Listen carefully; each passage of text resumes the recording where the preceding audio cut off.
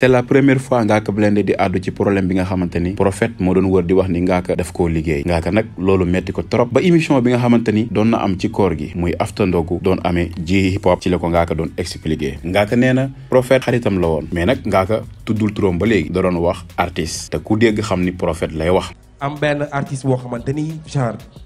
sama xarit la effectivement dama ko xam ñuy fréquenter. et bi ñuy fréquenté artiste bi moo ma ëpp woon succès comme li may wax après quelque temps yàlla def nit ñi commencé bàyyi xel Ngaaka Blindé ba mu def ko ci son sax mais peut-être son bi eggul fii ba nit ñi mën a jël loolu def ko débat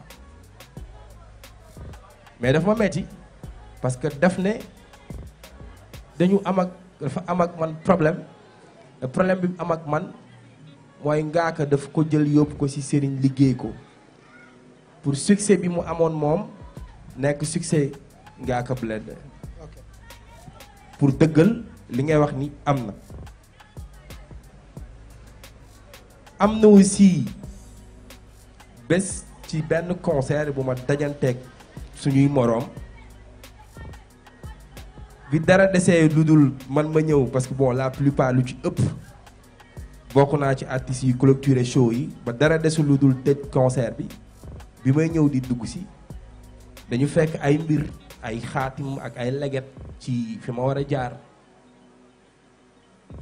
ñu téye ma sama sécurité dindi ko jaarale ma feneen ma yëg def sama prestation comme ni mu waree man nag yàlla dëgg rek la bëgg am naa ay doomu aadama yoo xamante ni dañ may ñaanal am naa sëriñ bu ma wóolu boo xamante ni su ma jaaxlee damay dem ci moom mu ñaanal ma am naa ay nit yoo xamante ni yenn saa ñu jox la biteel na la diwul wala fompul je le fais parce que ci suñu réalité la bokk.